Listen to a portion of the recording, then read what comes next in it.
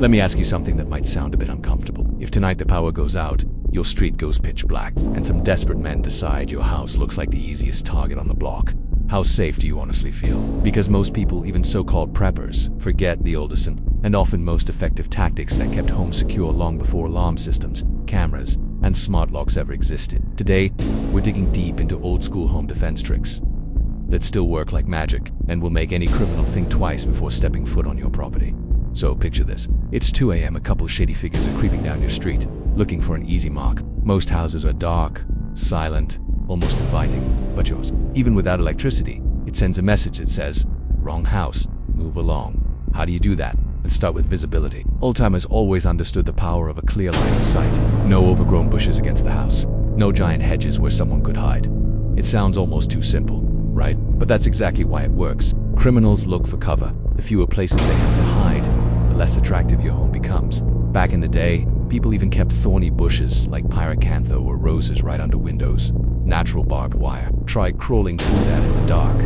Then there's lighting. Sure, motion lights are great, but what happens when power's out or bulbs break? That's where old school comes in. Have solar garden lights that charge during the day and stay dimly lit all night. They don't need electricity. They're cheap, and they create just enough illumination to ruin a thief's plan. Combine that with reflective tape on fence posts and even rocks.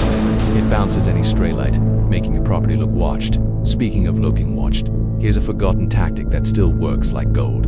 Decoy signs and markers. Back in rural America, people would hang up old security signs or even military stickers, or put out pairs of worn boots by the door, especially big sizes. It sends a subtle psychological message. There's a man here who's prepared. You can replicate this today. Place large muddy boots outside, maybe a heavy chain by the porch. Criminals look for soft targets.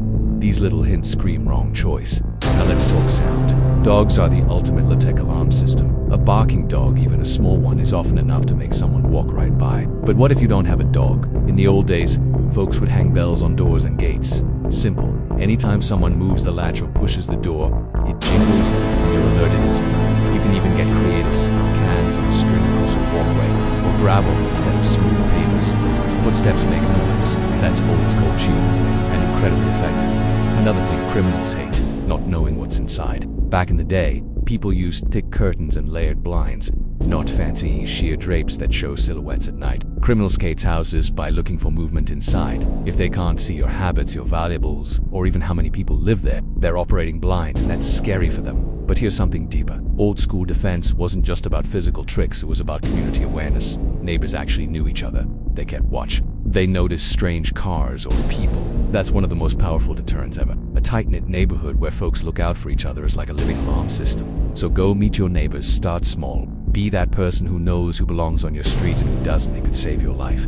Then there's the home itself. Doors back then were solid wood, not cheap hollow core. They had big bolts, crossbars, sometimes even wedges jammed at night. Reinforce your door. Install longer screws in your strike plates.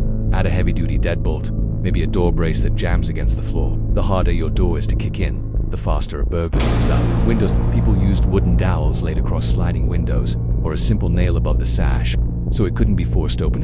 Today you can use security film. It's nearly invisible, but it keeps glass from shattering. Think like your grandparents did. What's the simplest way to make it tough?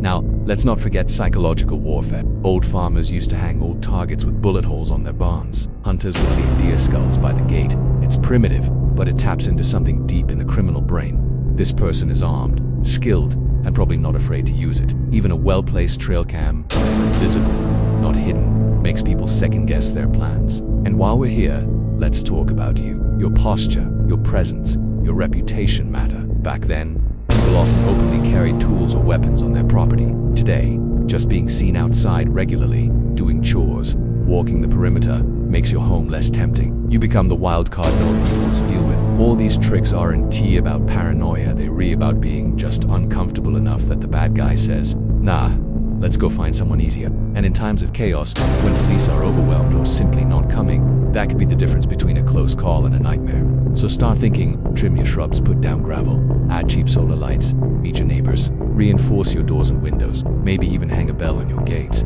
These aren't expensive high-tech solutions. They're timeless principles that have protected families for generations. Because when the day comes that everyone else fails, power, the internet, your fancy arms, it's these simple old-school tricks that will still be working. family safe and making sure the criminals pick someone else's door.